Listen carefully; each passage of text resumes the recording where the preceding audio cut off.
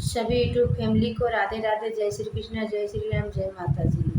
लेट्टू गोपाल अवधि भाषा पे कतरी गाँव जाती है। अच्छा लगे तो लाइक करना, कमेंट करना, शेयर करना सभी को। जय माता जी। अरे बाबा दुआरे चंपा पेड़ दिलवर रसिया, अरे बाबा दुआरे चंपा पेड़ दिलवर रसिया, अरे दोनों बहिनी गैया सनान दिल रसिया, अरे दोनों बहिनी करैया सनान दिलवर रसिया, अरे कैया सननवा अरे राम बगिया गईली, अरे राम बगिया गईली, अरे तोड़ई का चनरवा अरे फूल दिल रसिया, अरे लोढ़ई लागी फूल कच नर दिलवर रसिया, अरे फूलवा तोड़त पेट रैया दिल रसिया, अरे फूलवा तोड़त पेट रैया दिलवर रसिया,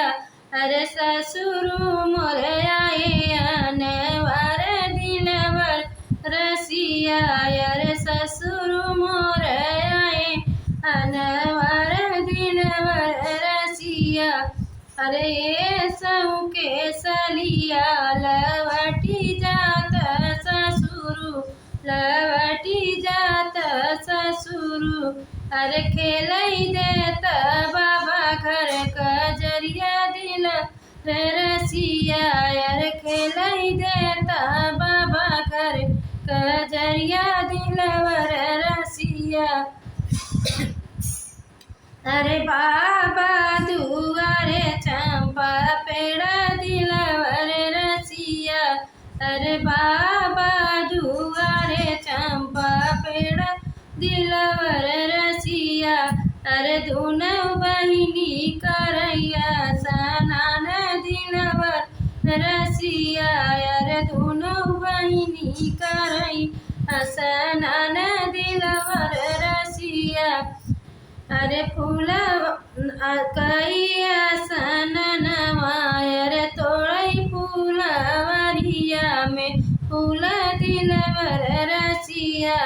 अरे फूलवा तोड़त रही ग पेट दिल रसिया, अरे आई गईले जेठयनवर दिलवर रसिया, अरे आई गईले जेठयनवर दिलवर रसिया, ए